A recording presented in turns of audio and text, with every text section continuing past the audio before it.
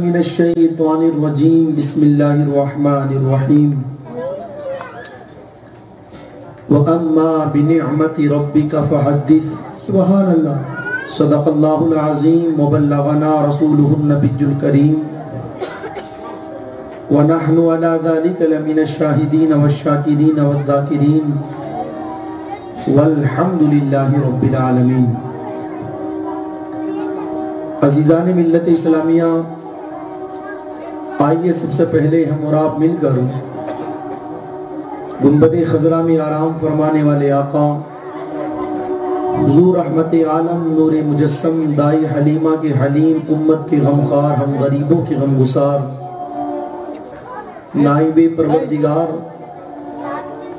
جناب احمد مجتبی محمد مصطفیٰ صلی اللہ علیہ وسلم کی بارگاہ مقدسہ میں اس عقیدے کے ساتھ کہ ہم یہاں سے پکارے وہاں وہ سنے، ہم یہاں سے پکارے وہاں وہ سنے، مصطفیٰ کی سماعت پہ لاکھوں سلام، دور و نزدیک کے سننے والے وہ کان کان لالے، کرامت پہ لاکھوں سلام۔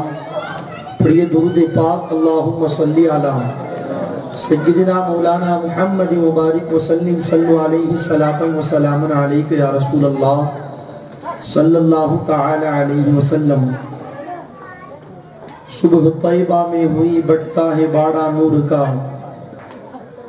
صبح طیبہ میں ہوئی بٹتا ہے باڑا نور کا، صدقہ لینے نور کا آیا ہے تارا نور کا، ناریوں کا دور تھا دل جل رہا تھا نور کا، ناریوں کا دور تھا دل جل رہا تھا نور کا، تم کو دیکھا ہو گیا ٹھنڈا کلیجہ نور کا۔ اے رضا یہ احمد نوری کا فیض نور ہے، ہو گئی میری غزل پڑھ کر قصیدہ نور کا۔ عزیزان ملت اسلامیہ، آج کی یہ پاکیزہ محفل جس میں ہم اور آپ حاضری کی سعادت حاصل کیے ہوئے ہیں، یہ محفل مقدسہ جودھ پور کی سرزمین پر بسنے والے ہمارے خوش عقیدہ سنی مسلمانوں نے اپنے علماء کرام کی سرپرستی میں جشن عید میلاد النبی صلی اللہ علیہ وسلم کے حوالے سے انعقاد پذیر کی ہے۔ دعا کرتے ہیں اللہ تعالیٰ اس محفل کو اپنی بارگاہ میں قبول فرمائے۔ ہم سب کا یہاں پر آنا، بیٹھنا، بٹھانا، سننا، سنانا کریم اپنی بارگاہ میں قبول فرمائے، اور بالخصوص ہمیں سننے سنانے سے زیادہ عمل کرنے کی توفیق عطا فرمائے۔ عزیزان ملت اسلامیہ، اللہ تبارک و تعالیٰ کا بے پناہ احسان و کرم ہے کہ اس رب قدیر نے ہم گناہگاروں کو اپنے محبوب علیہ السلام کے صدقے طفیل ایک عظیم ماہ مبارکہ جسے ماہ نور یعنی ربیع الاول شریف کا بابرکت مہینہ کہا جاتا ہے، اس کی برکتوں سے فیضیاب فرمایا۔ ہمارے درمیان سے ربیع الاول کی وہ مبارک اور مسعود 12 تاریخ گزری کہ جس 12 تاریخ کو آمینہ کا لال حضرت عبداللہ رضی اللہ تعالیٰ عنہ کے گھر میں حضرت عبد المطلب کے آنگن میں اور سیدہ آمینہ رضی اللہ تعالیٰ عنہ کی گود میں تشریف لاتا ہے۔ محدثین بیان فرماتے ہیں کہ ربیع الاول کی 12 تاریخ شب قدر سے بھی افضل ہے اور شب برات سے بھی افضل ہے۔ محدثین سے پوچھا گیا آخر وجہ کیا؟ شب برات شان والی رات، شب قدر عزتوں والی رات کہ جس رات میں قرآن نازل ہوتا ہے، تو محدثین بیان فرماتے ہیں کہ اگر شب قدر میں قرآن نازل ہوتا ہے تو ربیع الاول کی 12 تاریخ کو صاحب قرآن تشریف لاتا ہے۔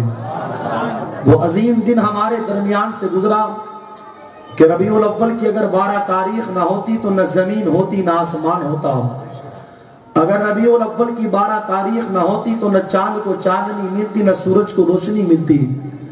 اگر ربیع الاول کی 12 تاریخ نہ ہوتی تو سمندروں کو طغیانی ملتی نہ پہاڑوں کو بلندی ملتی. اگر آگے بڑھ کر کے میں یہ کہوں تو میرا کہنا بالکل درست ہوگا. اگر ربیع الاول کی 12 تاریخ نہ ہوتی تو نہ آدم ہوتے, نہ موسیٰ ہوتے, نہ ابراہیم ہوتے, نہ اسماعیل ہوتے, نہ زکریا ہوتے, نہ لوط و ہود و صالح ہوتے. پیاروں, پتہ کیا چلا؟ اگر آدم کو صفی اللہ بنایا گیا صدقہ مدینے والے کا, نوح کو نجی اللہ بنایا گیا صدقہ مدینے والے کا, موسیٰ کو کلیم اللہ بنایا گیا صدقہ مدینے والے کا, ابراہیم کو خلیل اللہ بنایا گیا صدقہ مدینے والے کا, عیسیٰ کو روح اللہ بنایا گیا صدقہ مدینے والے کا, حسین سید الشہداء بنے صدقہ مدینے والے کا, ابو بکر کو صداقت ملی صدقہ مدینے والے کا, عمر کو عدالت ملی صدقہ مدینے والے کا, عثمان کو سخاوت ملی صدقہ مدینے والے کا, علی کو شجاعت ملی صدقہ مدینے والے کا, عبد القادر کو غوثیت ملی صدقہ مدینے والے کا, معین الدین کو خواجگیت ملی صدقہ مدینے والے کا, احمد رضا کو مجدد بنایا گیا صدقہ مدینے والے کا, اور مصطفیٰ رضا خان کو مفتی اعظم بنایا گیا صدقہ مدینے والے کا. تبھی تو میرے امام نے پکار کر کے کہا, وہ جو نہ تھے تو کچھ نہ تھا, وہ جو نہ تھے تو کچھ نہ تھا, وہ جو نہ ہو تو کچھ نہ ہو, جان ہے وہ جہان کی, جان ہے تو جہان ہے. عزیزان ملت اسلامیہ, اس دنیا میں جس کو جو ملا ہے مل رہا ہے یا قیامت تک ملے گا, یہ صدقہ ہے زہرا کے بابا کا, صدقہ ہے حسنین کے نانا کا. لیکن آؤ نا, آج اس مختصر سے وقت میں ہم لوگ یہاں پر بیٹھ کر کے ذرا مدینے والے کا ذکر کریں اور تاریخ کی روشنی میں کتابوں کے حوالے سے یہ جاننے کی کوشش کریں کہ آمینہ کا لال اس دنیا میں تشریف لاتا ہے تو کس شان سے تشریف لاتا ہے. اللہ اکبر. آپ نے نام سنا ہوگا میرے آقا صلی اللہ علیہ وسلم کے دادا جان, جن کا نام حضرت عبد المطلب رضی اللہ تعالیٰ عنہ ہے. کون ہے عبد المطلب؟ مکے کے سردار کا نام عبد المطلب ہے, کعبے کے متولی کا نام عبد المطلب ہے. اللہ تعالیٰ نے انہیں 10 بیٹے عطا فرمائے. ان 10 بیٹوں میں سے سب سے چھوٹے اور بڑے لاڈلے بیٹے کا نام حضرت عبداللہ رضی اللہ تعالیٰ عنہ ہے. کون ہے حضرت عبداللہ؟ اگر میں یہ کہوں علماء کی موجودگی میں تو میرا کہنا بالکل درست ہوگا. اپنے زمانے کے یوسف کا نام عبداللہ ہے. ایک وہ یوسف ہے مصر کی سرزمین پر کہ جن کے حسن کو دیکھا تو زلیخا نے اپنا دل ان کے قدموں میں ڈال دیا, اور مصر کی عورتیں ان کے حسن کو دیکھ کر کے اپنی انگلیوں کو کاٹ ڈالا کرتی ہے. لیکن یہ عبداللہ اپنے زمانے کے یوسف کہ مکے کے بڑے بڑے سرداروں کی بیٹیاں دروازے پر کھڑے ہو کر کے انتظار کرے کب عبداللہ آئے گا اور کب ان کا جلوہ دیکھا جائے گا, کب عبداللہ آئے گا اور کب ان کی زیارت کی جائے گی. اور مجھے بتاؤ نا یار, اس کی زیارت نہیں کی جائے گی تو پھر کس کی زیارت کی جائے گی کہ جس کی پیشانی میں نور مصطفیٰ جلوہ فرما ہو. حضرت عبداللہ رضی اللہ تعالیٰ عنہ کی مبارک پیشانی میں میرے آقا صلی اللہ علیہ وسلم کا نور موجود ہے. مکے کے بڑے بڑے سرداروں کی بیٹیاں انتظار کرتی ہیں کب عبداللہ آئے گا اور کب ان کی زیارت کی جائے گی. المختصر وقت گزرتا رہا اور حضرت عبداللہ رضی اللہ تعالیٰ عنہ جوان ہوتے رہے. حضرت عبد المطلب کو فکر ہونے لگی میرا بیٹا عبداللہ جوان ہو گیا ہے, اب مجھے اس کی شادی کرنی ہے. کوئی ایسی لڑکی کا رشتہ مل جائے جو نیک سیرت بھی ہو نیک صورت بھی ہو, اس لیے کہ میرا بیٹا عبداللہ بھی نیک سیرت ہے اور نیک صورت ہے. آپ کو پتا ہوگا ماں باپ کو اپنی اولاد کی شادی کے حوالے سے بڑی فکر ہوا کرتی ہے. جب تک اولاد پیدا نہ ہو اس وقت تک ماں باپ کو اولاد کی پیدائش کی فکر رہتی ہے, اور اللہ تبارک و تعالیٰ کی بارگاہ مقدسہ میں دعاؤں پر دعائیں کی جائے, اللہ والوں کی آستانوں پر جا کر کے منتوں پر منتیں مانی جائے. اللہ کوئی چاند جیسا بیٹا عطا کر دے, اللہ کوئی چاند جیسا لختے جگر عطا کر دے.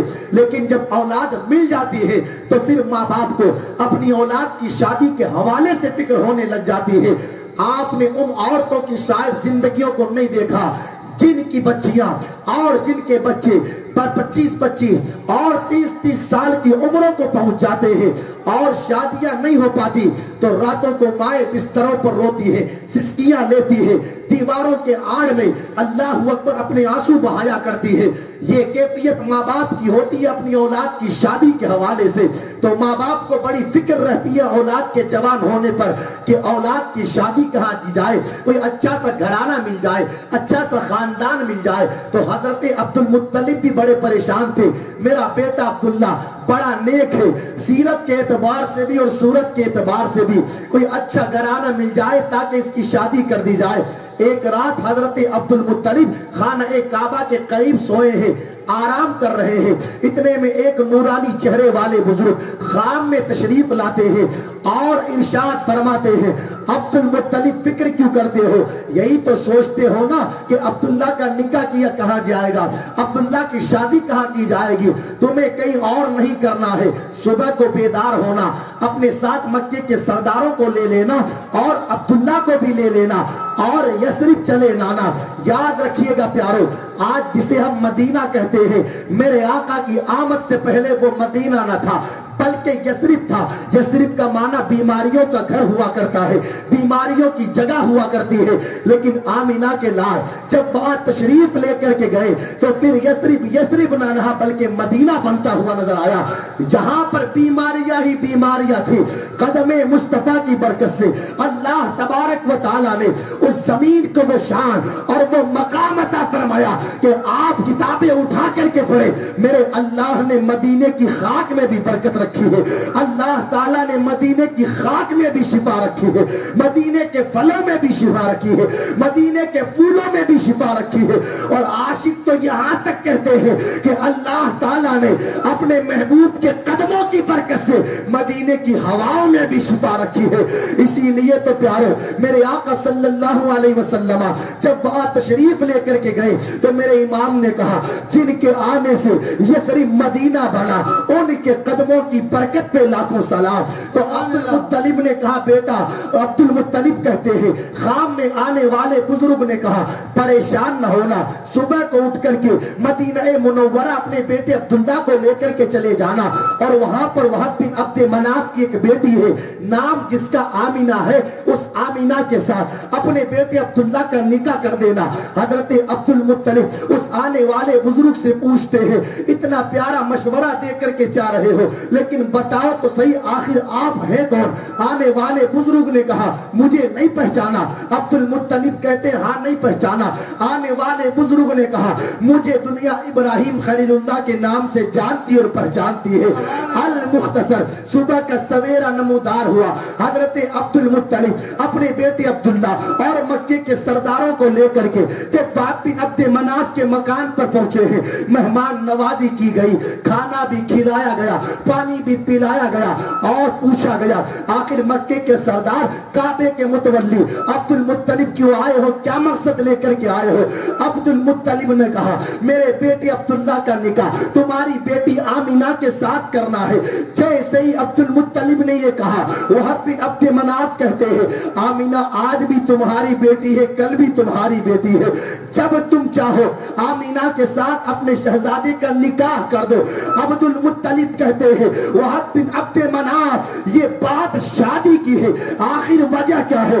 آپ نے نہ کچھ سوچا نہ کچھ سمجھا اور نہ لڑکے کا بیک گراؤنڈ جاننے کی کوشش کی، صرف میں نے تم سے نکاح کے حوالے سے کہا، تم نے فوراً ہاں کر دی، اس لیے کہ شادیاں ایسے نہیں ہوتی بلکہ شادیوں سے پہلے بیک گراؤنڈ جانا جاتا ہے، خاندان کے حالات دیکھے جاتے ہیں۔ وہب بن عبد مناف آخر وجہ کیا ہے؟ آپ نے بغیر کچھ سوچے سمجھے اپنی بیٹی آمینہ کا رشتہ میرے بیٹے عبداللہ کے ساتھ کرنے کا فیصلہ کر لیا۔ وہب بن عبد مناف نے کہا اب کیا سوچنے کی وجہ رہ، اب کیا سوچنے کے لیے رہ گیا؟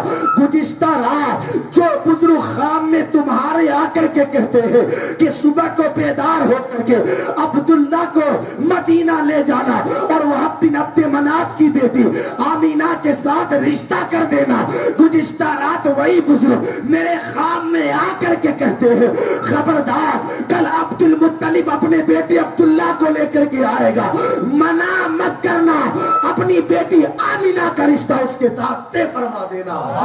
نعرہ تکبیر، نعرہ رسالت، علماء اہل سنت۔ ہم قربان نہ جائیں، شادیاں تو کئی ہوتی ہے، ہوئی ہے، ہو رہی ہے اور ہوتی رہے گی، لیکن وہ نکاح کتنا پاکیزہ نکاح ہوگا کہ جس نکاح کو طے کروانے کے لیے ابراہیم خلیل اللہ تشریف لاتے ہو۔ المختصر جو اس زمانے کا دستور تھا اس کے مطابق نکاح ہو گیا۔ حضرت عبداللہ اپنی دلہن آمینہ کو لے کر کے جب مکہ آئے ہیں، 3 مہینے گزرے نکاح کو۔ کتنے مہینے؟ 3 مہینے گزرے۔ حضرت عبدالمطلب کو پھر فکر ہونے لگی، اب تو شادی بھی ہو گئی میرے بیٹے عبداللہ کی، اب میں یہ چاہتا ہوں کہ وہ کوئی کام کرے، اس لیے کہ ماں باپ کو اس حوالے سے بھی بڑی فکر ہوتی ہے، جلدی سے جلدی ہمارے جیتے جیتے ہمارا بیٹا کوئی نہ کوئی کام سیکھ لے تاکہ اس کی زندگی گزر جائے۔ اور شادی کے بعد انسان کی ذمہ داریاں بڑھ جاتی ہیں۔ پہلے تو حال یہ تھا کہ اپنا کھانا اپنا پینا، لیکن اب شادی کے بعد اس کے اوپر بیوی کی ذمہ داریاں آ گئی، کچھ دنوں کے بعد اولاد ہوگی تو اس کی ذمہ داریاں آ جائے گی۔ تو عبدالمطلب کہتے ہیں بیٹا عبداللہ میں یہ چاہتا ہوں کہ تم کوئی کام کرو۔ کہتے بابا جان جو آپ کا حکم عمل کر لیا جائے گا۔ عبدالمطلب نے کہا بیٹا کچھ نہیں کرنا، ہمارا تجارتی قافلہ ملک شام جاتا ہے، تمہیں وہاں اس کے ساتھ جانا ہے اور تجارت کر کے واپس آ جانا ہے۔ عبداللہ کہتے ٹھیک ہے بابا جان، آپ جو کہتے ہو اس پر عمل کر لیا جائے گا، لیکن پہلے آمینہ سے ملاقات کر کے آ جاؤں۔ اس وقت حضرت عبداللہ رضی اللہ تعالیٰ عنہ سیدہ آمینہ سے ملاقات کرنے کے لیے گئے۔ آمینہ میں جاتا ہوں تجارت کے لیے۔ تو سیدہ آمینہ کی آنکھوں میں آنسو تھے، کہنے لگی کیسی باتیں کرتے ہو، ابھی تو نکاح کو 3 مہینے ہوئے ہیں، بچھڑنے کی باتیں ہوتی ہے، دور جانے کی باتیں کرتے ہو۔ عبداللہ کہتے آمینہ فکر نہ کر، 1 مہینہ جانے کا لگے گا، 1 مہینہ آنے کا لگے گا، اور 1 مہینہ مجھے وہاں پر تجارت کرنی ہے، پھر ساتھ رہ کر کے زندگی گزاری جائے گی۔ لیکن کون جانتا تھا کہ قدرت کو کچھ اور ہی منظور ہے۔ المختصر حضرت عبداللہ رضی اللہ تعالیٰ عنہ قافلے کے ساتھ روانہ ہوئے۔ ادھر قافلہ مکہ شریف سے باہر نکلا اور ادھر سیدہ آمینہ اپنے عبداللہ کا انتظار کرنا شروع کر دیتی ہے۔ صبح ہو تو عبداللہ کا انتظار کیا جائے، شام ہو تو عبداللہ کا انتظار کیا جائے۔ وقت کا پنچھی اڑتا رہا، وقت گزرتا رہا۔ المختصر جب قافلے کے واپس آنے کا ٹائم ہوا، اس وقت آمینہ کہتی ہے عبدالمطلب سے آپ جاؤ نا، جا کر کے قافلے والوں سے پوچھ کر کے آؤ کہ میرا عبداللہ کہاں ہے۔ حضرت عبدالمطلب رضی اللہ تعالیٰ عنہ قافلے والوں کے پاس گئے اور جا کر کے کہتے ہیں بتاؤ نا میرا بیٹا عبداللہ کہاں ہے۔ قافلے والوں نے کہا عبدالمطلب اب انتظار نہ کیا جائے، اس لیے کہ راستے میں تمہارے بیٹے عبداللہ کی طبیعت علیل ہو گئی، اور طبیعت کے علیل ہونے کی بنیاد پر ان کا راستے میں انتقال ہو گیا۔ ہم نے مدینہ منورہ کے اندر ان کے کفنانے دفنانے کا انتظام کر دیا۔ ایمانداری سے مجھے بتانا، اگر ایک جوان بیٹے کے حوالے سے بوڑھے باپ کو کہا جائے کہ تیرے بیٹے کا انتقال ہو گیا، اس کے دل پر کیا گزرتی ہوگی، کیا گزری ہوگی حضرت عبدالمطلب کے دل پر جس وقت یہ کہا گیا ہوگا کہ تمہارے بیٹے عبداللہ کا انتقال ہو گیا۔ المختصر انہوں نے صبر کا دامن تھامے رکھا، اپنی طاقت کو ایک جگہ جمع کیا اور گھر پر آئے۔ آمینہ خاتون نے پوچھا بتاؤ نا میرا عبداللہ کہاں ہے۔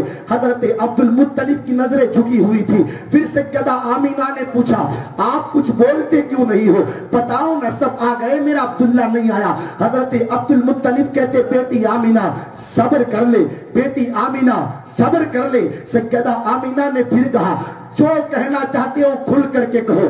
حضرت عبدالمطلب کہتے بیٹی آمینہ اب عبداللہ پلٹ کر کے نہیں آئے گا، انتظار کرنا بند کر دے، اس لیے کہ عبداللہ کا انتقال ہو چکا ہے۔ جس وقت سیدہ آمینہ رضی اللہ تعالیٰ عنہ نے اس جملے کو سنا، سیدہ آمینہ رضی اللہ تعالیٰ عنہ بے ہوش ہو کر کے زمین پر تشریف لائی۔ کچھ دیر کے بعد پھر جب ہوش آیا ہے، اب سیدہ آمینہ رضی اللہ تعالیٰ عنہ صبح کو بے چین رہے، شام کو بے چین رہے، رات میں دعائیں کرے اللہ بھیج دے ایک مرتبہ عبداللہ کو دیواروں سے لگ لگ کر کے کہے عبداللہ ایک بار آ جاؤ نا، ابھی تو میں نے جی بھر کے تمہارا چہرہ بھی نہیں دیکھا، ابھی تو میں نے جی بھر کے تم سے باتیں بھی نہیں کی، مل ملنے سے پہلے جدائی ہو گئی، لیکن یہ تقدیر کا فیصلہ ہے، گئے ہوئے واپس پلٹ کر کے نہیں آتے ہیں۔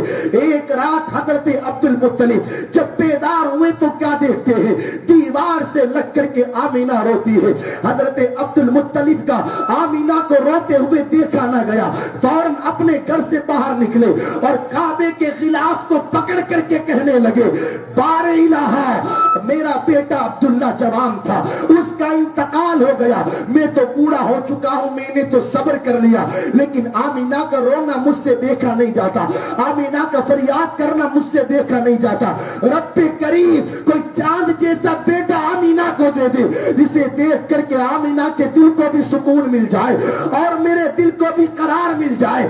کعبے سے آواز آئی، عبد المطلب تم ایسا بیٹا چاہتے ہو جو تمہارے اور آمینہ کے دل کو سکون عطا کرے، فکر نہ کرو، ہم ایسا بیٹا دیں گے جو صرف تم دونوں کا نہیں پوری کائنات کا سکون بن کر کے آئے گا۔ نعرہ تکبیر، نعرہ رسالت، آمد مصطفیٰ، پوری کائنات کا سکون بن کر کے آئے گا۔ سیدہ آمینہ کہتی ہے رات کو سوئی تھی، دل پر غموں کا پہاڑ تھا، لیکن خواب دیکھا کہ ایک نورانی چہرے والے بزرگ آئے اور آ کر کے کہتے ہیں آمینہ مبارک ہو۔ میں نے کہا کس بات کی مبارکبادی، میرے تو شوہر کا انتقال ہو گیا۔ آنے والے بزرگ نے کہا آمینہ گھبرانا، تو نبیوں کے امام کی ماں بننے والی ہے۔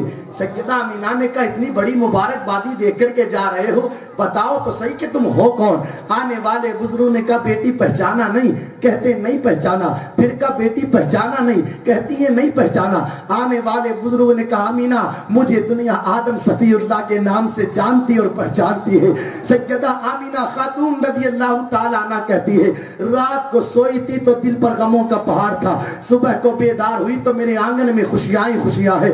المختصر سیدہ آمینہ رضی اللہ تعالیٰ عنہ کہتی ہے وقت گزرتا رہا، ہر مہینے اللہ کا کوئی نہ کوئی پیغمبر آتا اور آ کر کے کہتا آمینہ تو رسولوں کے امام کی ماں بننے والی ہے، تو طٰہٰ و یاسین کی ماں بننے والی ہے، رحمت للعالمین کی ماں بننے والی ہے، انیس الغریبین کی ماں بننے والی ہے، مراد المشتاقین کی ماں بننے والی ہے، سراج السالکین کی ماں بننے والی ہے۔ سیدہ آمینہ رضی اللہ تعالیٰ عنہ کہتی ہے میرا لال میرے شکم میں 9 مہینے رہا، لیکن عورتوں کو جب بچے شکم میں رہتے ہیں تو تکلیف ہوا کرتی ہے، وہ تکلیف مجھے ذرہ برابر بھی نہ ہوئی۔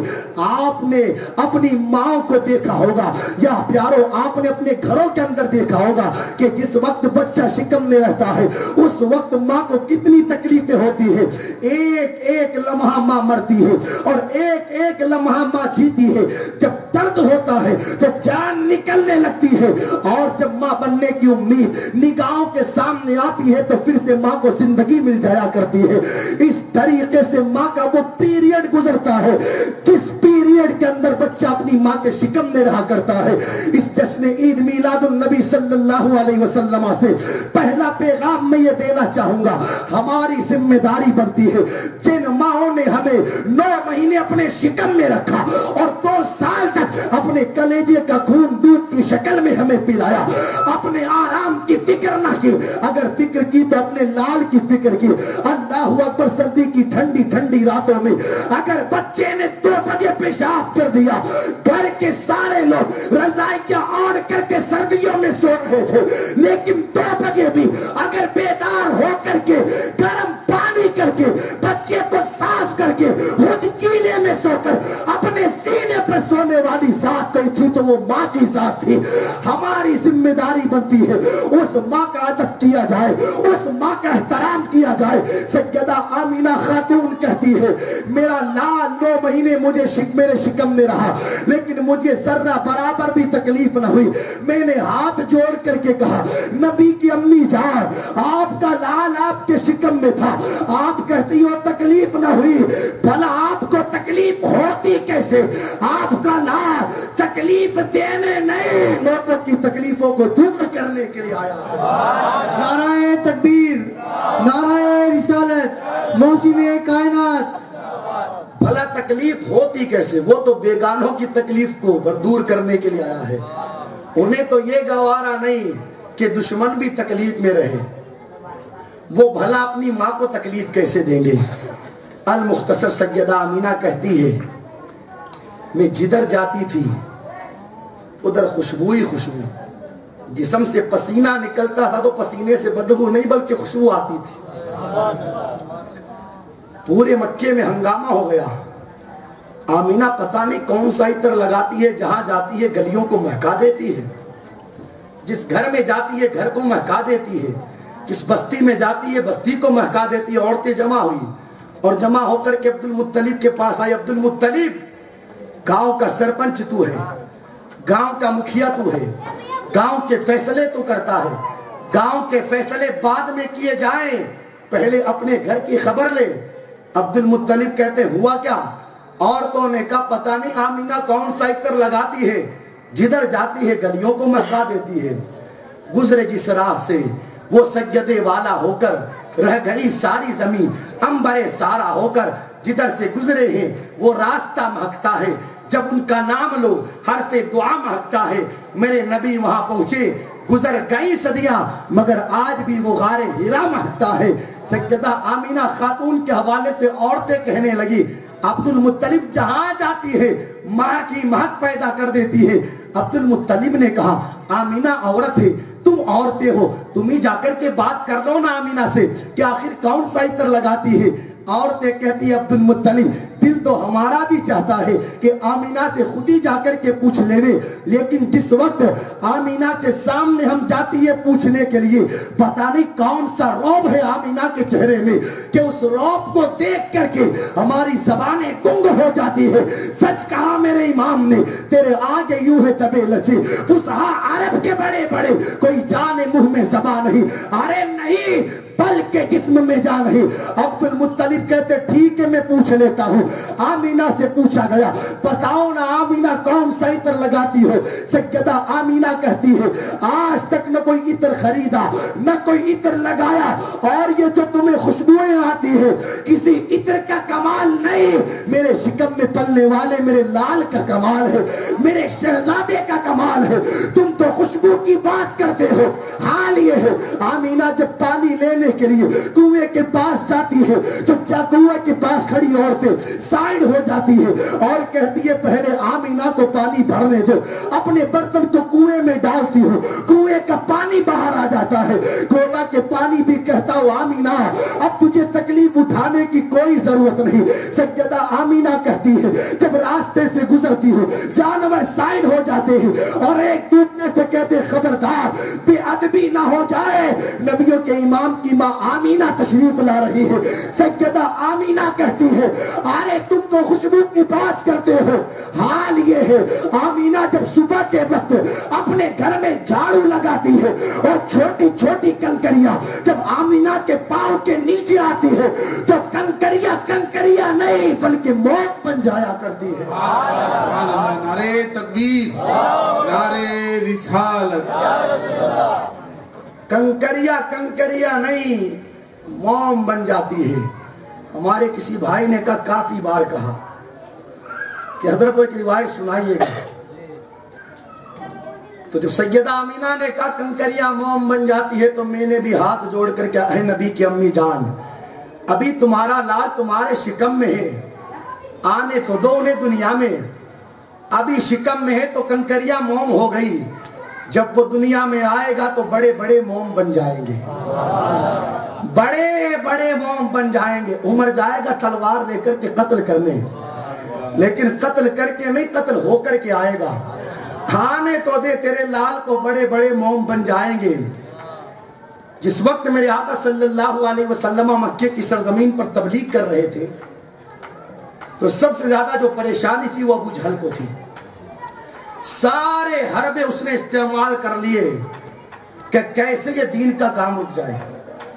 آج بھی کچھ ایسے لوگ معاشرے میں پائے جاتے ہیں خود تو کام کرتے نہیں، اگر کوئی کام کرتا ہے تو اس کی ٹانگ پکڑ کے کھینچتے ہیں۔ تو یہ حالات ہیں کئی لوگوں کے۔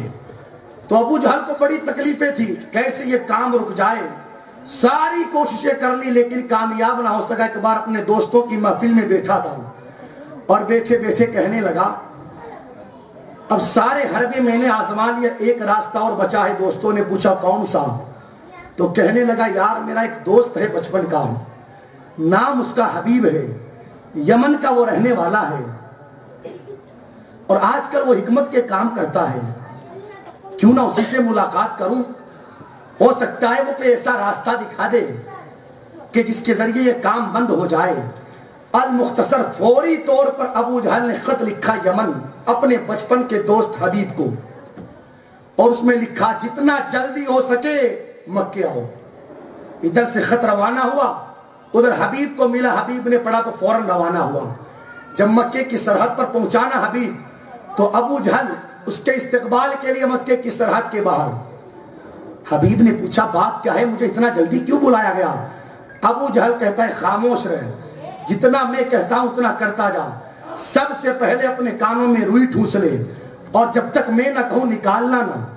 کہا ٹھیک ہے، کانوں میں روئی ڈالی، ابو جہل اسے لے کر کے اپنے محل میں آیا، بڑے بڑے سردار بیٹھے ہوئے تھے، آتے اس نے پہلے تو کانوں سے روئی نکالی اور پوچھا بات کیا ہے بتاؤ نا مجھے، کیوں اتنا جلدی مجھے بلایا گیا، آخر کون سی ایسی پریشانی ہے؟ ابو جہل کہتا ہے حبیب بات دراصل ایسی ہے، میرا ایک بھتیجا ہے، نام اس کا محمد ہے صلی اللہ علیہ وسلم، اور معاذ اللہ صدبار معاذ اللہ مجھے ایسا لگتا ہے کہ اس کا ذہنی توازن ٹھیک نہیں ہے، پتہ نہیں وہ کیسی کیسی باتیں کرتا ہے، ہمارے معبودوں کو برا بھلا کہتا ہے۔ حبیب میں نے سنا ہے آج کل تو حکمت کے کام کرتا ہے، کوئی ایسا راستہ نکال دے تاکہ اس کا ذہنی توازن ٹھیک ہو جائے اور وہ ایسی باتیں کرنا بند کر دے۔ حبیب نے کہا ٹھیک ہے، دیکھ لیا جائے کہ اسے بیماری کون سی ہے، بلاؤ تو صحیح۔ ابو جہل کہنے لگا بلا تو لیں گے لیکن تو کرے گا کیا؟ حبیب کہنے لگا وہ آئے گا، ہم اس کا ہاتھ پکڑ کر کے نس کے ذریعے پتہ لگائیں گے اسے بیماری کون سی ہے۔ ابو جہل کہنے لگا نہ بھائی نہ، اس کا ہاتھ نہیں پکڑنا ہے۔ حبیب نے کہا کیوں؟ ابو جہل کہتا ہے ایک بار جو اس کا ہاتھ پکڑ لیتا ہے پھر ہاتھ چھوٹتا نہیں، وہ ہاتھ پکڑ کر کے خدا سے ملا دیا کرتا ہے۔ حبیب نے کہا ٹھیک ہے، ہاتھ نہیں پکڑیں گے، بلاؤ تو صحیح۔ پھر ابو جہل نے پوچھا ہاتھ نہیں پکڑے گا پھر تو کرے گا کیا؟ حبیب کہنے لگا اس کے چہرے کو دیکھ کر کے پتہ لگائیں گے بیماری کون سی ہے۔ ابو جہل کہتا ہے نہ بھائی نہ، اس کا چہرہ بھی نہیں دیکھنا ہے، اس لیے کہ ایک مرتبہ جس نے اس کا چہرہ دیکھا ہے پھر زندگی بھر کے لیے اس کی غلامی اختیار کر لی ہے۔ بلال نے چہرہ کیا دیکھا، اس کی غلامی اختیار کر لی۔ مصعب ابن عمیر نے چہرہ کیا دیکھا، غلامی اختیار کر لی، اس کا چہرہ بھی نہیں دیکھنا ہے۔ حبیب کہتا ہے ٹھیک ہے بلاؤ تو صحیح، ہم اس سے بات کریں گے اور پتہ لگائیں گے کہ بیماری کیا ہے۔ ابو جہل کہتا ہے نہ بھائی نہ، اس سے بات بھی نہیں کرنی ہے، اس لیے کہ اگر وہ بات کرنے پر آتا ہے تو پھر کنکروں سے بھی بات کر لیتا ہے، پتھروں سے بھی بات کر لیتا ہے۔ اور تجھے کیا بتاؤں، ابھی کچھ دنوں پہلے میں ہاتھ میں اپنے کنکر لے کر کے گیا اور میں نے اس سے جا کر کے پوچھا بتاؤ میری مٹھی میں کیا ہے، تو کہنے لگا کہ میں بتاؤں تیری مٹھی میں کیا، یا جو تیری مٹھی میں ہے وہ بتائے کہ میں کون ہوں۔ تو میں نے کہا وہی بتا دے کہ تو کون ہے۔ ابو جہل کہتا ہے ہاتھ میرا تھا، قبضہ میرا تھا، مٹھی میری تھی، کنکریاں میری مٹھی میں قید، لیکن جب ہاتھ کو کانوں کے قریب کیا تو کلمہ بینا کے لال کا پڑ رہی تھی۔ حبیب کہتا ہے ٹھیک ہے ساری باتیں چھوڑو، اسے بلاؤ پھر دیکھ لیں گے کرنا کیا ہے۔ ابو جہل نے کہا ٹھیک ہے بلا لیتے ہیں، لیکن سن لو میری بات پہلے، جب وہ آئے نا تو کسی کو کھڑا نہیں ہونا ہے۔ کیا کہا ابو جہل نے؟ جب وہ آئے نا تو کسی کو کھڑا نہیں ہونا ہے۔ آج بھی کچھ کہتے ہیں کھڑا نہیں ہونا ہے، بیٹھ کے کام چل جائے گا، کام تو چل جائے گا پیارے، لیکن بیٹھنے میں وہ ادب نہیں پایا جاتا جو کھڑے ہونے میں پایا جاتا ہے۔ سمجھ رہے ہو نا میری بات؟ تو اس نے بھی کہا کھڑے نہیں ہونا ہے۔ المختصر میرے آقا کو بلایا گا، جب آئے نا میرے آقا تیرے آگے یوں ہے دبے لچے، فصحا عرب کے بڑے بڑے، کوئی جانے منہ میں زبان نہیں، ارے نہیں بلکہ جسم میں جان نہیں۔ قدم کیا رکھا جس نے کہا تھا نا کہ کھڑا نہیں ہونا ہے، سب سے پہلے وہی کھڑا ہوا۔ جس نے کہا کہ کھڑے نہیں ہونا ہے سب سے پہلے وہ کھڑا ہوا۔ جب اس کو دیکھا تو سبھی کھڑے ہو گئے۔ میرے آقا تشریف فرما ہوئے، کہا بیٹھو، سب بیٹھ گئے لیکن ابو جہل پھر بھی کھڑا رہا۔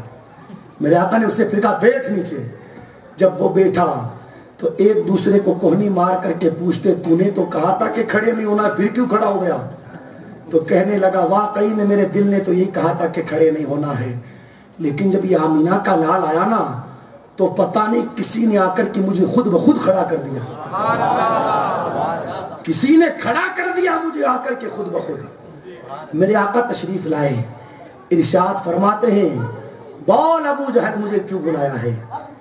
حبیب کہتا ہے ہم نے سنا ہے کہ آپ نبی ہونے کا دعویٰ کرتے ہو۔ آقا فرماتے ہیں ہاں اللہ نے مجھے اپنا پیغمبر بنا کر کے بھیجا ہے۔ حبیب کہتا ہے جب آپ معجزہ دکھاتے ہو تو لوگ آپ کو معاذ اللہ پاگل اور مجنون کہتے ہیں اور جادوگر کہتے ہیں۔ حبیب کہتا ہے میں حکیم ہوں، اتنا تو مجھے بھی پتا ہے کہ جادو زمین پر چلتا ہے آسمان پر نہیں چلتا۔ اگر آپ واقعی میں اللہ کے نبی ہیں، دو سوال میں آپ سے کروں گا۔ پہلا سوال میں کروں گا، جواب آپ کو دینا ہے، اور دوسرا سوال آپ خود ہی بتائیں گے اور جواب بھی آپ کو دینا ہے۔ میرے آقا نے فرمایا اگر بات ایسی ہے تو کر حبیب، کون سا تیرا پہلا سوال؟ حبیب کہنے لگا یہ لوگ آپ کو معجزہ دکھاتے وقت جادوگر کہتے ہیں، جادو زمین پر چلتا ہے آسمان پر نہیں چلتا۔ اگر آپ واقعی میں اللہ کے نبی ہیں تو چاند کے دو ٹکڑے کر کے دکھائیں۔ میرے آقا نے ارشاد فرمایا ٹھیک ہے۔ شام کا وقت ہوا، آمینہ کا چاند بھی تشریف لایا۔ ابو جہل حبیب اور اس کے سارے دوست آ گئے۔ میرے نبی نے ارشاد فرمایا دیکھ حبیب آسمان پر چاند نکلا ہوا ہے؟ کہتا ہے ہاں نکلا ہوا۔ دیکھ نکلا ہوا ہے؟ کہاں نکلا ہوا ہے؟ نبی نے اپنی مبارک انگلی کا اشارہ کیا۔ کون سی مبارک انگلی؟ کون سی مبارک انگلی؟ کون سی مبارک انگلی؟ ہاں ہاں اس انگلی کی شان یہ ہے اگر اشارہ کر دے تو درخت اپنی جڑوں سمیت زمین کو چیر کر کے نبی کی بارگاہ میں آ جائے۔ ام معبد کی وہ کمزور بکری اور لاغر بکری جس میں چلنے پھرنے کی طاقت نہ ہو، نبی کی انگلی کا اشارہ پا کر کے دوڑتی ہوئی آ جائے۔ نبی نے اشارہ کیا تو چاند دو ٹکڑے ہو گیا۔ جس وقت چاند دو ٹکڑے ہوا نا تو ابو جہل کا چہرہ اترا ہوا تھا۔ حبیب نے کہا تیرا چہرہ کیوں اترا ہوا ہے؟ کہنے لگا تو چاند کے دو ٹکڑے کرواتا ہے، اس کی شان یہ ہے اگر یہ آسمان کو اشارہ کر دے تو آسمان بھی تو ٹکڑے ہو جائے۔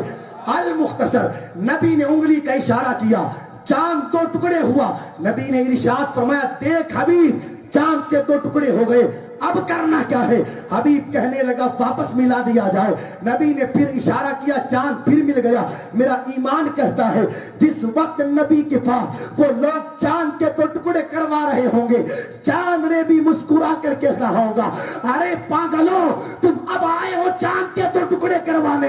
ان کی شان یہ ہے جب یہ جھولے میں جھولا کرتے تھے اس وقت چاند کو ان کا کھلونا بنا دیا گیا تھا۔ یہ اشارہ کرتے تھے میں دائیں جانب چلا جاتا تھا، یہ اشارہ کرتے تھے میں بائیں جانب چلا جاتا تھا، یہ اشارہ کرتے تھے میں سرانے آ جاتا تھا، یہ اشارہ کرتے تھے میں پائے کی چلا جاتا تھا۔ امام نے کہا چاند جھک جاتا جدھر انگلی اٹھاتے مہد میں کیا ہی چلتا تھا اشاروں پر، کھلونا نور کا تیری نسل پاک میں ہے، بچہ بچہ نور کا تو ہے اہل نور، تیرا سب گھرانہ نور کا۔ نعرہ تکبیر، نعرہ رسالت، معجزہ شق القمر۔ اب آئے ہو چاند کے دو ٹکڑے کروانے، یہ کام تو یہ بچپن میں کرتے تھے۔ المختصر میرے آقا نے چاند کے دو ٹکڑے کیے پھر ملا دیا۔ حبیب کہتا ہے پہلا سوال پورا ہوا، دوسرا سوال آپ ہی کو کرنا ہے، جواب بھی آپ کو دینا ہے۔ میرے آقا فرماتے ہیں ایسی بات ہے؟ کہاں؟ میرے نبی نے ارشاد فرمایا سن حبیب تیری ایک بیٹی ہے، یمن میں رہتی ہے، آنکھ سے اندھی ہے، کان سے بہری ہے، زبان سے گونگی ہے، ہاتھ سے لولی ہے، پاؤں سے لنگڑی ہے، بالکل اپاہج ہے، اور تو یہ چاہتا ہے کہ تیری اس بیٹی کا علاج ہو جائے۔ اس وقت میرے آقا یہ کہہ رہے تھے تو حبیب قدموں میں گرا اور کہنے لگا ارے جو پیغمبر مکے میں بیٹھ کر کے یمن کی خبریں رکھتا ہو، وہ زمین پر بیٹھ کر کے آسمانوں کی خبریں رکھتا ہے۔ میں گواہی دیتا ہوں کہ آپ اللہ کے آخری رسول ہیں۔ قدموں میں گر کر کے کہنے لگا خطا معاف کی جائے، کلمہ پڑھا کر کے اسلام میں داخل فرما لیا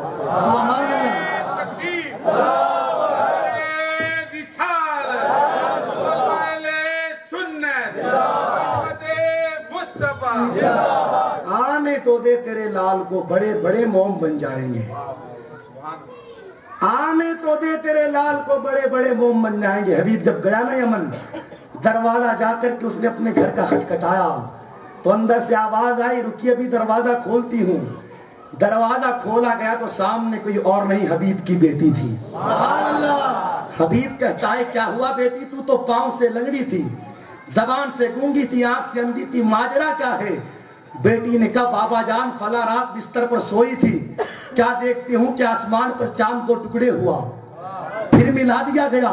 ایک نورانی چہرے والے بزرگ تشریف لائے، کہنے لگے بیٹی میں نے تیرے بابا کو مکے میں کلمہ پڑھا دیا ہے، تو یمن میں کلمہ پڑھ کر کے مسلمان بن جا، آنے دے آمینہ تیرے لال کو بڑے بڑے موم بن جائیں گے۔ المختصر وہ مبارک گھڑیاں بھی نگاہوں کے سامنے تھی کہ میرے آقا کی جلوہ گھڑی ہونے والی ہے۔ سیدہ آمینہ کہتی ہے خرج منی نور، مجھ سے نور نکلا، اس نور کا نکلنا تھا کہ میرے شہزادے کی ولادت ہو گئی۔ سیدہ آمینہ کہتی ہے میرا بھی دل کہتا تھا میں بھی تو دیکھوں نا اپنے اس لال کو جس کے آنے سے پہلے اس کا چرچا آدم کرتے ہو، موسیٰ کرتے ہو، ابراہیم کرتے ہو، اسماعیل کرتے ہو، زکریا کرتے ہو، ارے جس کے آنے کی بشارتیں فرشتے دیتے ہو، میں بھی تو دیکھوں نا وہ لال ہے کیسا۔ سیدہ آمینہ کہتی ہے جب نظر ڈالی نا اپنے شہزادے پر تو کیا دیکھتی ہوں، اور بچے پیدا ہوتے ہیں تو گندگیوں میں لت پت پیدا ہوتے ہیں، میرا شہزادہ پیدا ہوا تو جسم سے نور نکل رہا تھا۔ اور سیدہ آمینہ کہتی ہے یہ شان تھی میرے لال کی، جب پیدا ہوا اور میں نے اس پر نظر ڈالی تو کیا دیکھتی ہوں کہ آنکھوں میں سرما لگا ہوا ہے، بالوں میں تیل لگا ہوا ہے، ختنہ شدہ میرا شہزادہ پیدا ہوا، ناف کٹے ہوئے ہیں، غسل دیے ہوئے ہیں، جسم سے مشک و عنبر کی خوشبوئیں آ رہی ہیں۔ سیدہ آمینہ کہتی ہے آتے ہی میرے لال نے سب سے پہلے اپنے سر کو سجدے میں رکھا، ایک بادل کا ٹکڑا آیا اور میرے شہزادے کو لے کر کے چلا گیا۔ میں سوچنے لگی یا اللہ میرا شہزادہ کہاں؟ آواز آئی آمینہ فکر نہ کر، یہ اللہ کے آخری رسول نے مشرق و مغرب کی سیر کروائی جا رہی ہے۔ سیدہ آمینہ کہتی ہے پھر میرا شہزادہ کچھ ہی دیر کے بعد میرے سامنے، میں نے کیا دیکھا کہ ہاتھوں میں چابیوں کا گچھا۔ میں کہنے لگی یا اللہ چابیاں وہاں ہوتی ہیں جہاں تجوریاں ہوتی ہیں، اور تجوریاں وہاں ہوتی ہے جہاں مال ہوتا ہے، یہاں نہ مال نہ تجوریاں، چابیوں کا گچھا کہاں سے آیا؟ آواز آئی آمینہ یہ دنیا کی تجوریوں کی نہیں رب کے خزانوں کی چابیاں ہے جو اللہ نے اپنے محبوب کو عطا فرما دی ہے۔ سبحان اللہ۔ اب آؤ اختتامی جملے آپ کی سماعتوں کی دہلیز پر پیش کروں اور اس محفل مقدسہ سے پیغام دے کر کے اپنی بات کو اختتام پذیر کروں۔ سیدہ آمینہ کہتی ہے میرے لال نے آتے ہی سب سے پہلے سر کو سجدے میں رکھا۔ جودھ پور کی سرزمین پر بسنے والوں ایمانداری سے اپنے دل پر ہاتھ رکھ کر کے مجھے بتانا یار اس نبی کو سجدے سے کتنا پیار ہے۔ آتے ہی سب سے پہلے سر کو سجدے میں رکھا، اور آج ہم اس نبی کے غلام، اس نبی کا کلمہ پڑھنے والے، محبتوں کے دعوے کرنے والے، ہمیں سجدوں سے کتنا پیار ہے۔ یار جو نبی پوری رات اللہ کی بارگاہ میں اپنے سر کو جھکائے رکھے، پوری رات اللہ تبارک و تعالیٰ کی تسبیح و تحلیل کو بلند کرے، جو نبی پوری رات نمازوں کے اندر اپنے آپ کو لگائے رکھے، آج اس نبی کی امت معذاللہ مسجدوں سے کوسوں دور۔ ایمانداری سے مجھے بتانا آج بازار ہمارے آباد، مسجدیں ہماری ویران، اسٹیشن ہمارے آباد، مسجدیں ہماری ویران، چوراہے ہمارے آباد، مسجدیں ہماری ویران۔ یار جس نبی کو اتنا پیار ہو سجدے سے، آتے ہی سب سے پہلے سر کو سجدے میں رکھا، اور اللہ تبارک و تعالیٰ کی تسبیح و تحلیل میرے آقا نے بیان فرمائی۔ آج اس نبی کی امت اللہ اکبر نمازوں سے اتنی دور، سجدوں سے اتنی دور، پریشانیوں کے اندر قوم مسلم گھری ہوئی ہے، لیکن اس وقت بھی اس قوم کا حال یہ ہے کہ اس قوم کو بارگاہ خدا یاد نہیں آتی، بارگاہ مصطفیٰ یاد نہیں آتی۔ یار دنیا میں گناہ کرنے والی، پاپ کرنے والی قومیں کئی ہوئی، لیکن جب اس قوم پر عذاب آتا تھا تو قوم بارگاہ خدا کی طرف پلٹ جایا کرتی تھی۔ مسلمانوں آج ہمارا کیا حال ہو رکھا ہے، اتنے عذابات ہم پر مسلط ہونے کے باوجود بھی آخر وجہ کیا ہے کہ ہم خدا کی بارگاہ کی طرف جانے کے لیے تیار نہیں، رب کی بارگاہ کی طرف پلٹنے کے لیے تیار نہیں۔ ربیع النور کی 12 تاریخ کو صرف جلوس کے آگے کھڑے ہو کر بڑے بڑے دعوے کرنے سے کوئی عاشق رسول نہیں بنتا۔ دعوے تو ہمارے اتنے بڑے بڑے کہ نبی کے نام پر جان دے دے، اپنی گردنیں کٹوا دے، تن من دھن کی قربانیاں پیش کر دے، اور اللہ اکبر میرے آقا ارشاد فرماتے ہیں قرۃ عینی فی الصلاۃ، لوگوں میری آنکھوں کی ٹھنڈک نماز میں ہے۔ لیکن جب ظہر کا وقت آئے تو جو دعوے کر رہا تھا وہ بازاروں میں بیٹھ کر کے چائے کی چسکیاں لیتا ہوا نظر آئے، لیکن اسے نماز یاد نہ آئے۔ نماز عصر کا وقت آئے، اسٹیشن پر بیٹھ کر کے کپے ہانکتا ہوا نظر آئے، لیکن اسے نماز یاد نہ آئے۔ جو جلوس میں آگے کھڑے ہو کر سیلفیاں کھچوا کر بڑے بڑے دعوے کر رہا تھا، نماز مغرب اور عشاء کے وقت اسی کو دیکھا گیا کہ ٹی وی کی اسکرین کے سامنے مستیاں بدتمیزیاں کر رہا ہے۔ اس کو عاشق رسول نہیں کہتے۔ عاشق رسول وہ ہوتے ہیں جن کی زبانوں پر اگر دعوے ہوتے ہیں تو کھوکھلے دعوے نہیں، ان دعووں کے ساتھ دلیلیں بھی ہوا کرتی ہے۔ جو عاشق رہتے ہیں پھر وہ نمازوں کے وقت نرم و نازک بستروں پر نہیں، اللہ کی بارگاہ مصلی پر نظر آتے ہیں۔ بدلے اپنے حالات کو بدلے۔ اس نبی کو سجدے سے اتنا پیار ہے، جو حال مردوں کا وہی حال عورتوں کا۔ ہماری قوم کی بہن بیٹیوں کو بھی ساری چیزوں کے لیے ٹائم ہے، ساری چیزوں کے لیے، اور ٹائم کا ٹائم ہی ٹائم ہے، لیکن اگر ٹائم نہیں تو نماز کے لیے نہیں۔ اے میری قوم کی بیٹیوں، کیا وجہ ہے؟ یار جس خاتون کو اپنی رات مصلی پر گزارنی چاہیے، آج وہ اپنی رات گزارتی ہے تو ٹی وی کے سامنے۔ اگر گھر میں کوئی نہ رہے، اتفاق کبھی کبھار ایسا ہو جائے، تو کہتی ہے کہ ہمارا تو دل نہیں لگتا، اور سونے مکان کے اندر شوہروں نے 10-15 ہزار کے موبائل تو دلائی دیے ہیں، ان کے اندر 100 200 گانے بھی داخل کروا دیے ہیں، انہیں بجا لیا گیا، روٹیاں بھی پک رہی ہیں، گانے بھی سن رہی ہے، برتن بھی صاف ہو رہے ہیں، گانے بھی سنے جا رہے ہیں، گھر کے کام کاج بھی ہو رہے ہیں، گانے بھی سنے جا رہے ہیں۔ اللہ اکبر، جو قوم کی بیٹی روٹی پکاتے وقت گانے سنے، برتن صاف کرتے وقت گانے سنے، کپڑوں کو دھلتے وقت گانے سنے، اپنے گھر کے کام کاج کو کرتے وقت ٹی وی دیکھے، مجھے بتاؤ نا پھر اس کے آنے والی نسلوں پر اس کا اثر کیا پڑے گا، کیسی اس کی آنے والی نسل ہوگی۔ اے میری ماں بہنوں، اللہ تبارک و تعالیٰ نے ہمیں ٹی وی کی اسکرینوں کے سامنے بیٹھنے کے لیے نہیں، بلکہ وما خلقت الجن والانس الا لیعبدون، اللہ تعالیٰ نے انسانوں اور جناتوں کو عبادت کے لیے پیدا کیا ہے۔ یار ایک وہ قوم کی بیٹیاں تھی کہ اگر عشاء کی نماز کے بعد نفل نماز کے لیے جب کھڑی ہوتی تھی تو ایک ایک سجدے کے اندر پوری رات گزر جایا کرتی تھی۔ فجر کی اذان کے وقت حضرت کے ساتھ سر اٹھا کر کے کہتی، مولا کتنی چھوٹی چھوٹی تیری راتیں ہیں کہ رات ختم ہو گئی، ہمارا سجدہ پورا نہ ہو پایا، کوئی ایسی رات بنا دے کہ دل کھول کر کے سجدہ کر لیا جائے۔ اور آج یہ قوم کی بیٹی ہے، اللہ اکبر، رات ختم ہو جاتی ہے لیکن ٹی وی دیکھنے سے اس کا دل نہیں بھرتا، سیریل دیکھنے سے اس کا دل نہیں بھرتا۔ اتنے شوقین اللہ اکبر ٹی وی اور سیریل دیکھنے کی ہماری قوم کی بیٹیاں، کھانا پک رہا ہے اور اچانک اسی وقت اس کے سیریل کا ٹائم ہو گیا تو گیس بند کر کے چلی جائے گی یا اپنی بیٹی کو بٹھا کر کے چلی جائے گی، سبزی تو سنبھال، میں سیریل دیکھ کر کے آتی ہوں۔ یار سیریل کا ٹائم آیا، ہم نے گیس کو بند کر دیا۔ اے میری قوم کی بیٹیوں، جب نماز کا وقت آیا اس وقت ہم کہاں چلی گئی تھی؟ جب اللہ کی عبادت کا وقت آیا اس وقت ہم کہاں چلی چلی گئی تھی، بدلا جائے اپنی زندگیوں کو، اس لیے کہ اللہ تبارک و تعالی اگر ہمیں عزت عطا فرمائے گا تو ہاں اپنی عبادت کے اندر عزت عطا فرمائے گا۔ تاریخ اٹھا کر کے پڑھے، جب تک لوگوں کے سر خدا کی بارگاہ میں جھکے ہوئے تھے، ان کی شان یہ تھی جب صبح کو گلیوں میں چلتے تھے کسی ماں نے ایسا لال نہیں جلا جو ان سے نظر ملا کر کے بات کر لے۔ ان کی شان یہ تھی جب چلتے تھے غیر آ کر کے قدموں میں گرتے اور کہتے خطا معاف کی جائے، اگلا قدم بعد میں بڑھایا جائے، کلمہ پڑھا کر کے مسلمان بنا دیا جائے۔ یہ شان تھی لوگوں کی کب تک؟ جب تک ہماری قوم نے اپنے سر کو سجدے میں رکھا۔ میرے نبی کو سجدے سے بڑا پیار، ہماری ذمہ داری بنتی ہے کہ نمازوں کی پابندی کریں۔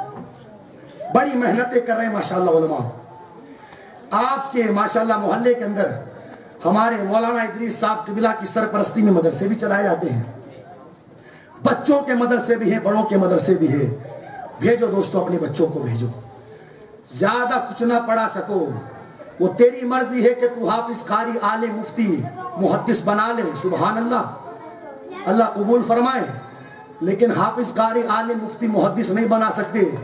کم سے کم اتنی تو تعلیم اسے دلوا دیں کہ ہمارے مرنے کے بعد ہمارا بیٹا ہمارا جنازہ پڑھا سکے۔ اتنی تعلیم تو کم سے کم اپنے بچوں کو دلوا دو تاکہ جس وقت ہمارا انتقال ہو جائے تو غسل کے لیے کسی فقیر کو تلاش کرنا نہ پڑے، ہمارا بیٹا آگے بڑھ کر کے ہمارے جنازے کو غسل دیتا ہوا نظر آئے۔ سمجھ میں آ رہی ہے نا میری بات؟ تو ان مدرسوں میں اپنے بچوں کو داخلہ دلواؤ، اور بڑوں کا مدرسہ چلتا ہے، آپ کی بھی ذمہ داری بنتی ہے دوستو، آؤ اپنا وقت دو، اس لیے کہ علم حاصل کرنے کی کوئی عمر نہیں ہوتی۔ میرے نبی کا فرمان ہے عالی شان، علم حاصل کیا جائے ماں کی گود سے لے کر کے قبر کی گود تک۔ کوئی یہ نہ سوچے یار اب تو میری عمر 50-55 سال کی ہو گئی، میں کیا کروں، اب کیسے علم حاصل کروں۔ 50-55 سال کی عمر میں وہ کون سا کام ہے جو تو نہیں کرتا؟ بتا کون سا کام ہے؟ سارے کام ہمارے ہو رہے ہیں، اخبار ہم پڑھ رہے ہیں، واٹس ایپ ہم چلا رہے ہیں، فیس بک کا استعمال ہم کر رہے ہیں، اللہ اکبر نہ کی جانے والی چیزوں کو آج ہم کر رہے ہیں۔ تو جب سارے کام 50-55 سال کی عمر میں ہو سکتے ہیں، کیا رب کا قرآن نہیں سیکھا جا سکتا؟ کیا نمازیں نہیں سیکھی جا سکتی؟ کیا نبی کی سنتیں نہیں سیکھی جا سکتی؟ آؤ دوستو ان مدرسوں کے اندر، اس لیے کہ مسجد اللہ کا گھر ہے اور مدرسہ مصطفیٰ پیارے کا گھر ہے۔ جو اللہ کے گھر میں آتا ہے وہ اللہ کا مہمان ہوتا ہے، اور جو نبی کے گھر میں آتا ہے وہ مصطفیٰ پیارے کا مہمان ہوتا ہے۔ بڑے بڑے دولت مندوں کے مہمان ہم بنے ہیں، لیکن آؤ اس جگہ جہاں پر بندہ اسی دنیا والے کا نہیں مدینے والے کا مہمان ہوتا ہے۔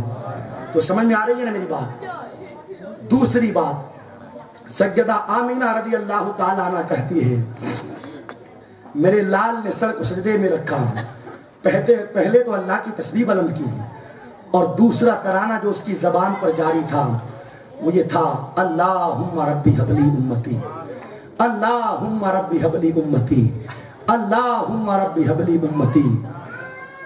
دیکھو نا یارو، اس پوری دنیا میں ہمیں کوئی اتنی محبت نہیں کرتا ہے جتنی محبت آمینہ کا لال ہم سے کرتا ہے۔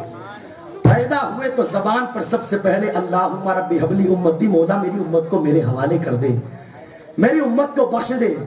اور جب وصال کا وقت آیا تو صحابہ کہتے ہیں کہ نبی کے لبہائے ناز حرکت کر رہے تھے۔ ہم نے سوچا ذرا دیکھیں تو صحیح آخر نبی کیا پیغام دینا چاہتے ہیں۔ جب کانوں کو قریب کیا تو آواز آ رہی تھی، اللہم ربی حبلی امتی، مولا میری امت کو میرے حوالے کر دے۔ یار جو نبی پیدا ہو تو اس امت کو یاد کرے، اس دنیا سے تشریف لے جائے تو اس امت کو یاد کرے، کتنا پیار کرتے ہیں میرے آقا ہم سے۔ آج اگر کسی کو سرپنچ یا وارڈ پارشد بنا دیا جائے تو اپنے دوست کو بھول جاتا ہے، سگے بھائی کو بھول جاتا ہے، لیکن اللہ نے اپنے محبوب کو وہ منصب عطا کیا کہ نہ ان سے پہلے کسی کو ملا، نہ قیامت تک کسی کو مل سکتا ہے۔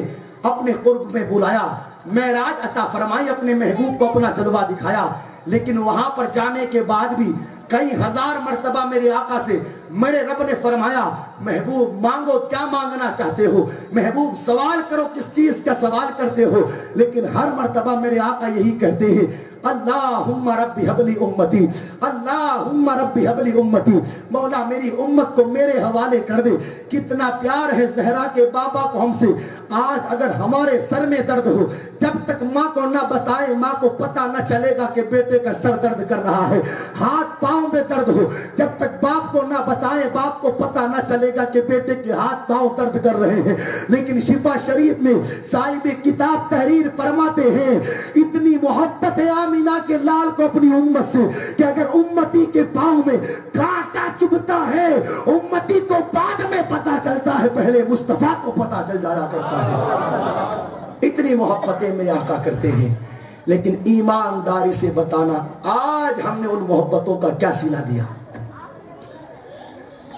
کیا صلہ دیا ہم نے ان عقیدتوں کا، الفتوں کا؟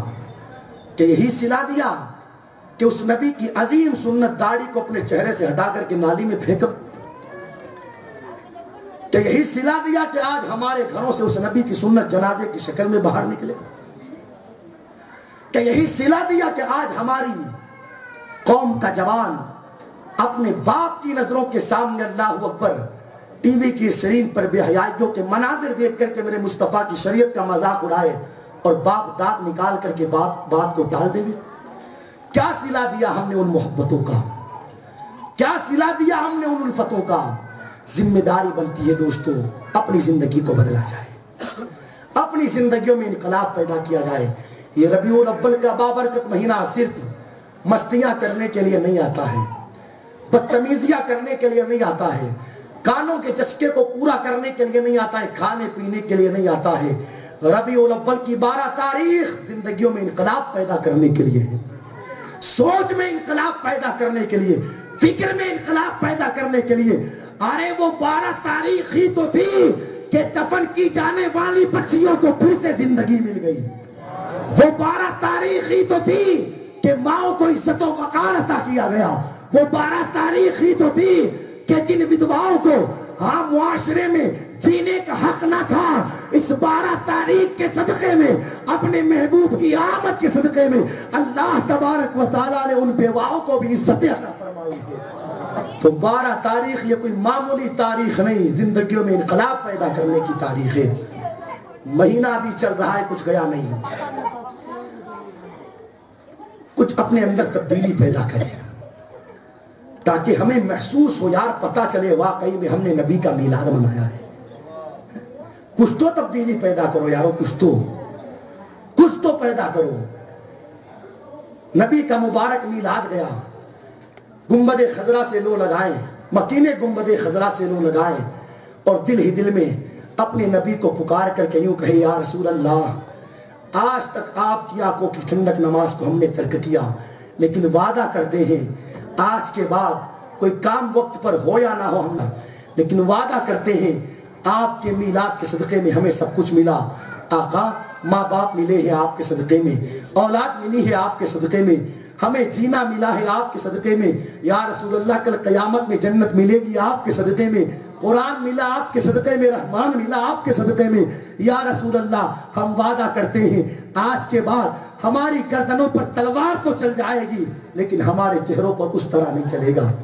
میری ماں بہنیں بھی اپنے دل کا کنیکشن اپنے نبی سے جوڑے اور دل ہی دل میں اپنے نبی کو یاد کر کے یوں عرض کرے یا رسول اللہ آپ کے صدقے میں ہمیں عزتیں ملی ہیں، آپ نہ آئے تھے تو ہمیں کوئی منہ نہیں لگاتا تھا، بچی پیدا ہوتی تھی تو زندہ درگور کر دیا جاتا تھا، اگر کسی کے باپ کا انتقال ہو جاتا تو جوان بچہ معاذاللہ اپنی ماں سے شادی کر لیتا، ودوا کو معاشرے میں جینے کا کوئی حق نہ تھا۔ آقا آپ آئے، آپ نے بیٹیوں کو عزت دی، ماں کو عزت دی، بیویوں کو عزت دی۔ یا رسول اللہ ہم آج وعدہ کرتی ہیں آپ کی بارگاہ سے لو لگا کر کے آج کے بعد ہم اپنے لیے آپ کی بیٹی فاطمہ کے پردے کو لازم کر لے گی۔ اگر زندگی گزرے گی تو فلم میں ناچنے والی کسی اداکارہ کو دیکھ کر کے نہیں بلکہ مدینے میں زندگی گزارنے والی فاطمہ زہرا کو دیکھ کر کے زندگی گزرے گی۔ یہ ارادہ کرے ہماری ماں بہنیں اپنے دلوں کے اندر، تب واقعی میں ہم نے نبی کا میلاد منایا ہے۔ واقعی میں ہم نے مصطفیٰ پیارے صلی اللہ علیہ وسلم کی آمد کی خوشیاں منائی ہے، تو انقلاب پیدا کریں گے نا انشاءاللہ اپنی زندگیوں میں، کریں گے نا انشاءاللہ۔ اور سب سے بنیادی چیز دوستو، اپنے گھروں کا خیال رکھیں۔ کس کا خیال رکھیں؟ اپنے گھروں کا خیال رکھیں۔ ہم گھر کے ذمہ دار ہیں، جب تک گھر کا ذمہ دار ٹائٹ رہتا ہے تو گھر کا ہر فرد ٹائٹ رہتا ہے، اور گھر کا ذمہ دار ہی ڈھیلا ہو جائے تو پھر گھر کا ہر فرد ڈھیلا ہو جاتا ہے۔ گھر میں بے پردگی، اس کی بنیادی وجہ یہ ہے کہ ذمہ دار ڈھیلے ہو گئے۔ رات کو 2-2 بجے تک جوان بچہ گھر کے باہر گھوم رہا ہے، بنیادی وجہ یہ ہے کہ گھر کے ذمہ دار ڈھیلے ہو گئے۔ بغیر پوچھے، بغیر سوچے، بغیر کہے اگر عورتیں پورے دن بازاروں کا گشت کر رہی ہے، اس کی بنیادی وجہ یہ ہے کہ گھر کے ذمہ دار ڈھیلے ہو گئے۔ ہماری ذمہ داری بنتی ہے اپنے گھروں کا خیال رکھیں۔ قیامت میں ہم سے پوچھا جائے گا، ہم نے تمہیں ذمہ دار بنایا تھا، تم نے ذمہ داری کا کیا حق ادا کیا؟ کیا جواب دیں گے اللہ کی بارگاہ میں؟ اپنے آپ کو بھی سدھارے، اپنے ہر گھر کے فرد کو پیغمبر اسلام صلی اللہ علیہ وسلم کی سنتوں کے سانچے میں ڈھالنے کی کوشش کرے۔ اگر جوان بچی بے پردہ ہماری نظروں کے سامنے آتی ہو تو اسے کہے خبردار، میرے گھر میں یہ انگریزوں کا کلچر نہیں، سیدہ فاطمہ کا طریقہ چلے گا۔ کہ آج یہ ہے نہیں، 20-22 سال کی جوان بچی جنس اور ٹی شرٹ پہن کر جب باپ کی نظروں کے سامنے آتی ہے، باپ مسکرا کر کے چھوڑ دیتا ہے، واہ دیکھو میری بیٹی کیسی لگ رہی ہے، لعنت ہے تیرے اوپر، کیسی لگ رہی ہے۔ عزتوں کے سودے ہو گئے، آبروؤں کے سودے ہو گئے، حیا کا جنازہ نکل گیا تو دانت نکالتا ہے۔ میرے نبی کی حدیث مبارکہ بس بتا کر کے اپنی بات کو پوری کروں۔ میرے آقا ارشاد فرماتے ہیں، صحابہ ایک زمانہ ایسا آئے گا عورتیں کپڑے پہن کر کے بھی ننگی نظر آئے گی۔ صحابہ نے عرض کیا یا رسول اللہ عورتیں کپڑے پہن کر کے ننگی نظر آئے گی؟ میرے آقا فرماتے ہیں ہاں، وہ ایسے چست اور شارٹ کپڑے پہنے گی کہ کپڑے پہننے کے بعد بھی ان کے جسم کا انگ انگ نظر آئے گا۔ آج مجھے بتاؤ نا، کیا آج ہمارا حال نہیں ہے ایسا؟ ہمارے معاشرے کی کیفیت نہیں ہے ایسی؟ پہلے عورتیں یہاں تک کرتے پہنتی تھی، یہاں تک۔ اب اللہ اکبر تمہاری زبان میں کہوں، زمانے نے ترقی کی، ورنہ ہماری زبان میں تنزلی کی، کپڑا یہاں تک آیا، پھر اور زمانہ آگے بڑھا تو کپڑا یہاں تک آیا، اللہ رحم کرے تو صاف ہی کر دیا گیا۔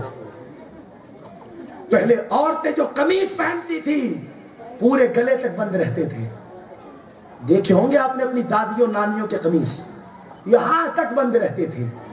اللہ اکبر آج دیکھو نا، اتنے کشادہ گلوں کے قمیص سلائے جاتے ہیں کہ پورا سینہ نظر آئے، پوری پیٹھ نظر آئے۔ ایسی گگریاں اور فروکیں چلی کہ جوان بچیوں کی پنڈلیاں نظر آئے، پورے ہاتھ نظر آئے، حیا کا جنازہ نکل جاتا ہے، باپ دانت نکالتا رہتا ہے۔ ایسے چست کپڑے پہنے کہ کپڑے پہننے کے بعد بھی قوم کی جوان بچی ننگی کی ننگی نظر آئی، معاذ اللہ۔ پھر جب عزتوں پر ڈاکے ڈالے جاتے ہیں اور ایک بدتمیز بیڑیاں بن کر کے جب قوم کی بیٹی کی آبرو کو لوٹتا ہے تو پھر باپ خون کے آنسو روتا ہے۔ اب تجھے رونا آیا، اس وقت تو کہاں چلا گیا تھا جس وقت تیری بیٹی جینس اور ٹی شرٹ پہن کر کے گھر سے باہر نکلی تھی، معاذ اللہ۔ کتنے افسوس کی بات دوستو، کتنی شرم کی بات، 22-25 سال کی بچیاں جنس پہن رہی ہیں۔ اگر واقعی میں ہم غیرت مند باپ ہیں، آگ لگا دیں ان کپڑوں کو جن کپڑوں کے اندر ہماری بہن بیٹی کی آبروئے سلامت نہیں ہے۔ اگر واقعی میں ہم غیرت مند بھائی ہیں یا غیرت مند بیٹے ہیں، ایسے کپڑوں کو آگ لگا دیں کہ جن کپڑوں کے اندر ہماری بہن بیٹیوں کی عزت سلامت نہیں۔ ہمیں آج کے یہ کپڑے کہ 5-5 ہزار خرچ کرنے کے بعد بھی جسم چھپا ہوا نہیں، یہ کپڑے نہیں چاہیے ہمیں، تو فاطمہ زہرا کے 17 پیبند والی وہ چادر چاہیے جس چادر کی شان یہ ہے کہ جن کا آنچل نہ دیکھا مولا طاہر نے اس ردائے نزاہت پہ لاکھوں سلام۔ فاطمہ زہرا کی اس چادر کی شان یہ تھی کہ نہ کبھی چاند نے دیکھا تھا نہ کبھی سورج نے دیکھا تھا۔ سبحان اللہ، سبحان اللہ۔ ہمیں یہ کپڑا نہیں چاہیے، ہمیں تو وہ چادر چاہیے کہ جس چادر کا دھاگا لا کر کے اگر نظام الدین اولیاء دعا کرتے ہیں تو دلی پر پانی برس جاتا ہے. ہمیں وہ چادر چاہیے. اس لیے خدا را اپنی بھی فکر کرے, اپنے گھر والوں کی فکر کرے. اللہ کی بارگاہ میں دعا ہے رب کریم کہنے سننے سے زیادہ عمل کی توفیق عطا فرمائے. ابھی نبی کا میلاد چل رہا ہے, محفل صدی کو اٹھ کر کے جائے نا, اس لیے کہ بھی ہمارے علماء ماشاءاللہ باقی ہیں اور ہمارے خصوصی نعت خواہ بلبل مستجابات تقریباً 600-700 کلومیٹر کا سفر کر کے آئے. جانا نہیں ہے. جب تک ہماری قوم کا جوان 3 گھنٹے کی فلم نہیں دیکھ لیتا بھاگتا نہیں ہے وہاں سے. تجھے فلم سے اتنی دلچسپی اور نبی کا میلاد معاذاللہ بس دیکھا فلاں صاحب چلے گئے تو میں بھاگوں. ہم ذکر سننے کے لیے آئے ہیں. ذکر کرنے والا کوئی بھی ہو, نبی کا ذکر ہوتا ہے. جب تک صلاۃ و سلام نہ ہو جائے تب تک انشاءاللہ ہم بیٹھے رہیں گے. انشاءاللہ بولو انشاءاللہ. ہم شیرنی بھی لے کر کے جائیں گے اور انشاءاللہ یہاں سے برکتیں بھی لے کر کے جائیں گے. کون انشاءاللہ. اللہ تعالیٰ کہنے سننے سے زیادہ عمل کی توفیق عطا فرمائے. بلند آواز سے کلمہ شریف پڑھ لیں, لا الہ الا اللہ محمد رسول اللہ صلی اللہ تعالی علیہ وسلم وما علینا الا البلاغ. السلام علیکم.